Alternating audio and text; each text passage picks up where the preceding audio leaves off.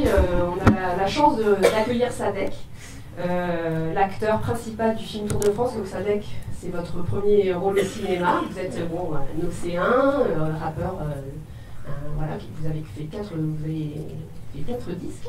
Et donc je vais lui laisser la parole. Bonjour à tous, j'espère déjà que tout le monde va bien. Moi ça me fait super plaisir de venir ici parce que c'est vraiment le cinéma de notre enfance. Comme les petits qui sont dans la salle, on est tous venus, on est tous passés ici pour regarder les films 3 semaines après qu'ils soient à UGC. Donc ça fait super plaisir d'être parmi vous. Et je vous promets de répondre vraiment à toutes vos questions. Même si vous avez des questions sur, je sais pas, la technique ou le réalisateur, vous inquiétez pas, j'ai bien étudié, il n'y a pas de problème, on va pouvoir se la faire.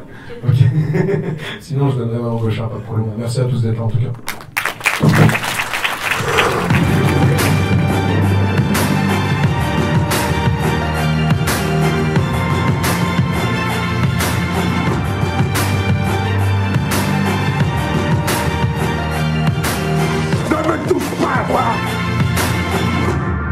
C'est la première fois qu'un blanc il prend ma défense. Moi, c'est la première fois que j'aide un arabe. En fait, moi, tu sais, j'étais au collège des Carouettes, au collège Jean Moulin, et c'était avec quelqu'un de la ville, tu vois, qui s'appelle Abdel Boulila, et on avait regardé le film Ed Mile, on avait kiffé ce film. Je sais pas si tu l'as vu ce film. Tu l'as vu le film avec Eminem? C'est un film, nous, quand on était petits, il était sorti, c'est un film avec Eminem, en fait, où dedans il fait du rap, il raconte sa vie et tout, comment il est rentré dans le rap, et c'est que des clashs, que des battles, tu vois, comme le rap Contenders, etc. Et moi, c'est comme ça, en fait. En regardant ce film, nous, c'était la mode pour nous, tu vois. Ça veut dire qu'on allait au collège, et à la place de se battre à la fin du collège, on faisait des clashs, tu vois. Et la première fois que j'ai rappelé, c'était contre Abdel Boulila, et j'ai gagné, et ça m'a donné envie de continuer, voilà. Le cinéma n'a jamais été un rêve ou une ambition pour moi. Ça m'est tombé dessus par un appel téléphonique d'un ami à moi qui s'appelle Clément Dumoulin, Clément d'Animalson. Pour ceux qui ne connaissent pas, vous connaissez Booba forcément dans la salle. Voilà, c'est le producteur qui a fait les premiers albums de Booba, dont Temps Mort, Lunatique, etc. Voilà, on est sur un artiste. Et donc il m'a appelé, il m'a proposé ce casting sauvage en fait. Et j'y suis allé et ça s'est bien passé. Comme vous avez pu le voir, c'est mon premier film, donc c'était pas du tout un rêve et c'était pas du tout, il faisait pas du tout partie de mes projets maintenant. Ben, ça t'aurait fait quoi de tourner avec Gérard Depardieu? C'est extraordinaire, c'est immense, tu vois, c'est quelqu'un qui représente la France, son ventre c'est l'un des monuments, tu vois, c'est un des monuments français, c'est juste extraordinaire.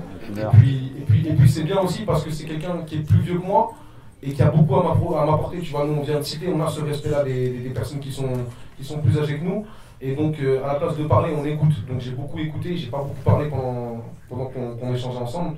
Et franchement, c'était des écoutes extraordinaires. C'est magnifique de pouvoir travailler avec un monsieur comme ça. Surtout quand tu vois tout ce qu'il a parcouru et qu'il est encore capable de te parler normalement, tu vois. Ça m'aurait fait la même chose que ça t'a fait à toi. Je pense que c'est un personnage qui est plein d'espoir, qui est très émotif et qui est un peu comme beaucoup de mes amis dans la cité, etc. C'est-à-dire que c'est quelqu'un qui a une ouverture vers le monde, qui a une ouverture vers la France, mais qui ne le sait pas forcément. Et qu'à travers ce voyage, tu vois, on peut voir que c'est juste un gros bébé, un enfant, quoi.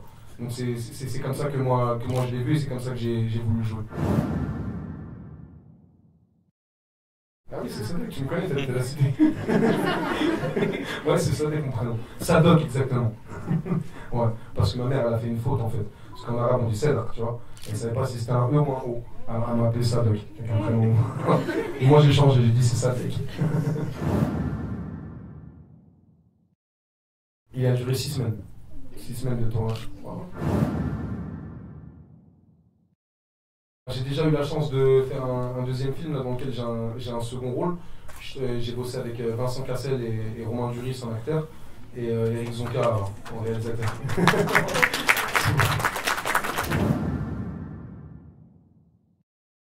Ah, ça fait longtemps, j'avais la voix comme toi quand je rappelais, tu vois. Moi aussi je parlais comme ça. J'ai commencé à 11 ans le rap. Ouais, j'ai écrit mes textes dans le film, mais il faut bien savoir quelque chose, c'est bien que tu poses cette question intéressante, c'est que justement, ça a été un vrai travail pour moi d'écrire pour quelqu'un qui n'a pas, vu que c'est un personnage qui ne partage pas forcément les mêmes principes ou la même vie que moi ou le même contexte, parce qu'on n'est pas exactement similaires. Et donc ça a été extraordinaire de pouvoir écrire aussi pour un rappeur, entre guillemets, disons dans le film, qui est un rappeur amateur en fait, qui est en train de vouloir devenir rappeur. Donc j'ai dû me remettre dans une écriture un peu plus simplifiée, un peu plus instinctive. Ouais, j'étais libre dans le sens où j'avais le droit de raconter ce que je voulais. Par contre, j'étais comme dans un devoir, tu vois, à l'école, je devais remplir des objectifs. C'est-à-dire que quand, par exemple, il y a le rap de Marseille, je dois rapper des choses qui collent avec le scénario, etc. Et tu vois, c'est pas le... je sais pas si tu connais un peu ce que je fais comme musique, mais c'est pas vraiment mon rap, tu vois ce que je veux dire. C'est comme si j'avais chanté les chansons de quelqu'un d'autre, sauf que c'est moi qui les ai écrites. Non, parce que pour moi, chaque chose doit rester à sa place. C'est-à-dire que même après, moi j'ai cette vision-là, même quand je vais écrire des freestyles qui vont passer qu'une seule fois, tu vois ce que je veux dire, dans une émission de radio ou quoi, je vais jamais les refaire deux fois. J'aime bien, j'ai la chance d'avoir beaucoup d'inspiration, d'écrire beaucoup, et j'ai pas envie justement de reprendre et de faire du recycle. Et je pense que dans l'art, il n'y a pas de recyclage, on n'est pas dans une industrie. Je suis en train de préparer Vulgaire, Violent et Ravi d'être là pour mars ou avril 2017. Je fais pas de concert parce qu'il n'y a pas de demande, tu vois ce que je veux dire. J'ai jamais été un gros vendeur de disques, j'ai jamais été un gros artiste. J'ai eu la chance de faire un 4e projet qui a bien marché, qui s'appelle Nick le Casino, et qui va bientôt être disque d'or. Là, à partir de ce moment-là, forcément, il y aura des concerts. Mais j'ai déjà fait des concerts devant des 14 personnes. Je sais pas si tu t'imagines. Tu vois, il y avait des membres de ma famille. Donc, mais un peu plus de demande, et t'inquiète pas, moi, même avec le ventre et tout, je te fais 2 heures de concert. Même à la fin, je te saoule.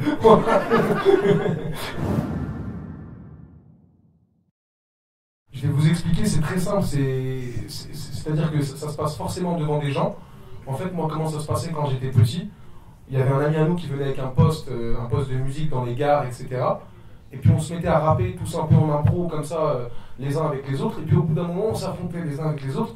Et en fait, c'est à la fin de la phrase, plus la réaction est forte, plus la réaction est forte, plus on montre que le rappeur a eu de l'impact. Et c'est vraiment le public qui choisit, c'est le public qui décide. C'est vraiment un événement de rue dans toute sa splendeur. Et je peux vous dire quelque chose, hein. J'en ai fait plus de 200 des clashs. J'ai jamais vu une seule violence, j'ai jamais vu un seul problème.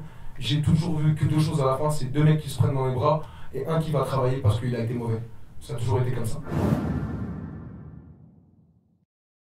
J'ai une chance incroyable, déjà j'ai mes 2 parents, ce qui est extraordinaire. Et j'ai une chance incroyable, j'ai un papa qui est très rêveur et j'ai une maman qui me suit absolument. Pourquoi? Parce que mon père, quand il était petit, en fait, il devait signer à Arsenal. Tu connais le club de foot d'Arsenal? Voilà, il était en Tunisie, il devait signer à Arsenal, donc ça aurait pu devenir une très grande star du foot et tout. Il harcelait les recrutements. Et mon grand-père a complètement bloqué parce qu'il voulait qu'il reprenne l'épicerie familiale. Donc je pense que de ça, en fait, il m'a toujours laissé faire tout ce que je voulais, du moment que je ramène jamais les flics à la maison et que je ramène toujours des bonnes notes. Important. J'ai un parcours scolaire assez classique, je suis allé jusqu'au bac. J'ai eu un bac littéraire en fait. Mais c'est pas le bac littéraire, si tu regardes bien, c'est celui qui t'offre le moins d'options. Tu vois, quand tu veux faire quelque chose, quand tu sais pas trop quoi faire, c'est mieux d'aller faire un bac ES ou un bac S si c'est encore ça, je pense que c'est encore ça. Et moi j'ai fait un bac littéraire tout simplement pourquoi? Parce que depuis que je suis petit, j'ai toujours cru à la musique et j'ai toujours cru au rap et j'ai toujours eu envie d'avoir du vocabulaire et de faire quelque chose qui colle avec ça. Donc je me suis dit, quitte à lire des livres, autant les transformer dans la musique. Vu que de toute façon, moi je savais que j'allais rapper. Tu vois, quand tu as quelque chose en toi et quand tu y crois, même si tout le monde te dit non et tout, il faut y aller, il faut foncer. Tu vois ce que je veux dire? Le plus important après, c'est quoi? C'est de rester dans des cadres. C'est-à-dire que l'école, il faut jamais abandonner parce que les rêves, on en a tous. Tu vois, tout le monde rêve de devenir quelque chose, tout le monde rêve de devenir quelqu'un. Mais l'école, ça te cadre. C'est important. Bah franchement, je vais te dire la vérité, sur un film, ça peut difficilement mal se passer parce qu'on est dans des conditions extraordinaires, tout le monde prend beaucoup soin de toi, tout le monde s'occupe tu vois, aux petits oignons de toi et puis tout le monde est là pour la même chose, c'est-à-dire faire un beau film, tu vois, on est comme une équipe de foot. Je pense pas que ça peut mal se passer, c'est très bien passé. Ouais, à fond. À fond, ça m'a donné à fond envie de travailler mes clips, surtout que ça a toujours été un problème un peu justement l'image pour moi, parce que je le privilégiais pas du tout, tu vois, j'arrive sur le clip parce qu'il faut le faire, en fait j'y réfléchis pas que c'est la seule vitrine du morceau et que tout passe par l'œil qui donne au cerveau, tu vois. Et oui, bien sûr, ça m'a donné envie de plus travailler mes clips. J'ai d'ailleurs réalisé le clip du croupier, je sais pas si tu l'as vu. Ouais, c'est moi qui l'ai réalisé entièrement, le clip du croupier. Je vais en balancer bientôt un roulette russe, comme je vais rentrer pour vous présenter le nouveau projet bientôt. À partir de janvier ou février, je vais vous balancer un truc. Alors, je me suis inspiré de, si tu regardes bien, c'est tu passes au Cahuète un dimanche après-midi, c'est comme ça, tu vois. Moi je voulais un truc de cité, mais avec des sourires comme nous quand on était petit, il y avait le clip de Pourseux avec la Mafia Country, tu vois. Et putain, je dis beaucoup, tu vois. Il y a beaucoup d'énergie en fait dans les cités. Et il y a beaucoup de fêtes. Franchement, on sait faire la fête mieux que personne en France, tu vois. Et c'est ça que je voulais montrer dans ce clip. Comment on s'amuse un dimanche après-midi au Cahuète. Alors moi, j'ai voulu faire passer aucun message parce que je vais t'expliquer, dans le cinéma, il y a différents types de personnes. Il y a le réalisateur, qui est souvent scénariste, c'est-à-dire que c'est lui qui écrit l'histoire. Et il y a l'acteur qui fait ce qu'on lui demande de faire, c'est tout. C'est-à-dire que moi, je n'ai pas fait d'improvisation, je ne passe aucun message. Je fais juste ce qu'on me demande de faire et j'essaie de bien le faire. C'est-à-dire que Farouk, c'est pas sa vie. La bouffe.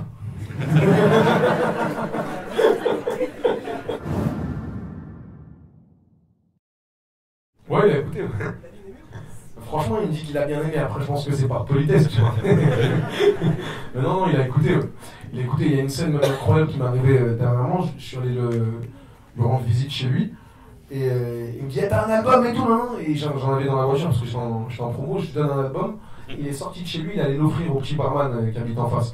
Et il dit, tiens, comme ça, t'arrêteras de me casser les.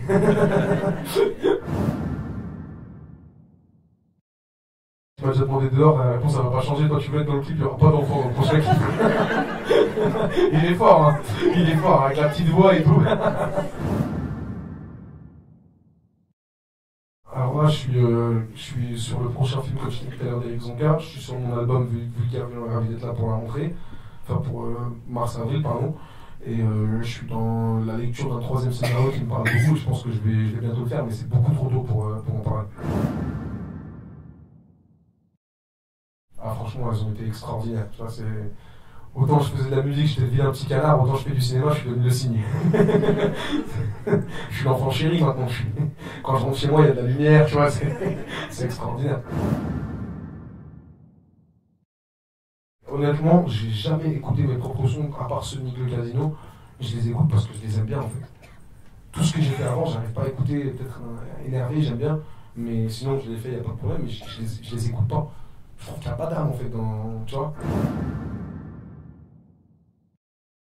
Je préfère les sons comme franchement sur ça là, tu m'as posé une colle, je ne saurais pas te dire, mais je préfère les sons que j'ai fait par exemple comme Andalé ou Sans parler, ou, tu vois, qui sont sur le projet. Pourquoi? Parce qu'ils sont déjà beaucoup plus musicaux et en plus franchement tu sais comment j'ai fait sur ce projet, dès qu'une instru ne parle pas dans les 15 secondes je la tèche, c'est-à-dire qu'il n'y a pas de travail. La notion de travail je l'ai complètement exclue. Soit il y a du plaisir et c'est instinctif, soit c'est mort d'entrée. Je suis jamais revenu sur un morceau, je suis jamais revenu sur un truc. Il faut que j'écrive tout le texte de A à Z, sinon c'est pas bon. Là j'étais en studio avec Niska hier justement pour mon prochain projet. Tu connais Niska, non? Voilà. C'est bien Charbon, non? Voilà, fais un son avec Niska là, pour mon prochain projet. Bah, merci beaucoup. Merci beaucoup. Merci. Mais je vous jure, hein, vous savez pas comment ça me fait plaisir et comment je suis honoré d'être ici parce que ils peuvent vous le dire, mes petits frères qui sont devant, je suis vraiment un enfant de la ville et je suis très très content d'être ici parce que c'est vrai que ça fait plaisir d'avoir des événements où il y a toute la ville entre guillemets, même si on n'est pas une grande ville ou quoi, moi j'aime bien voir tout le monde et voir toutes les jeunesses, ça me fait plaisir. Donc je suis vraiment content qu'on ait organisé ça. Et je trouve que c'est une belle initiative qu'on puisse se retrouver et passer un moment agréable ensemble.